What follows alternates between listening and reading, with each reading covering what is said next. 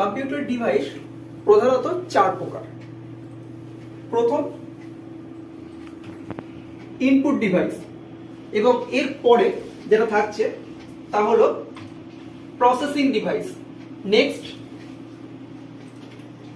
Output device, এবং সর্বশেষ আমাদের যেটা থাকছে তা হলো স্টোরেজ ডিভাইস।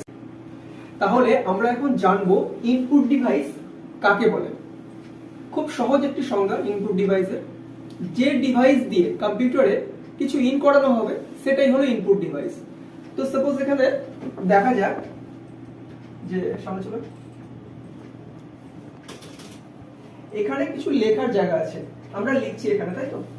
তাহলে কোন ডিভাইসের সাহায্যে লিখলাম? কিবোর্ডের সাহায্যে। তাহলে কিবোর্ড দিয়ে আমরা কম্পিউটারে কিছু দিলাম, লিখলাম বা ইন করালাম। কি ইন করালাম? না ডেটা। তাহলে যে ডিভাইসের সাহায্যে ইন করাচ্ছি সেটা হবে ইনপুট ডিভাইস। তাহলে কিবোর্ড ইনপুট ডিভাইস। এবারে আমার মনে হলো যে যেটা লেখা আছে ওর কালারটা চেঞ্জ করে দেব। মাউস দিয়ে আমি খুব সহজেই এর রংটা পাল্টাতে পারি। তাহলে মাউস দিয়ে আমি কি করলাম? কিছু ইনস্ট্রাকশন দিয়ে চেঞ্জ করালাম কালার। তাহলে মাউস হচ্ছে ইনপুট ডিভাইস। এরপরে আরো একটি ডিভাইসের কথা বলা যেতে পারে, তা হলো জয়স্টিক। জয়স্টিক দিয়ে কিছু ইনস্ট্রাকশন দিয়ে কোনো কিছু ড্রোন বা ট্রয় যে কপ্টারগুলো আছে সেগুলোকে কন্ট্রোল করা হয়।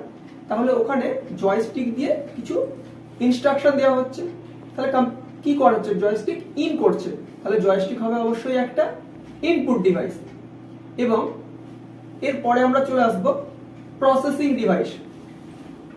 প্রসেসিং ডিভাইসকে আর কিছু নয়, প্রসেসিং ডিভাইস হলো সিপিইউ। সিপিইউ কিন্তু এইটা।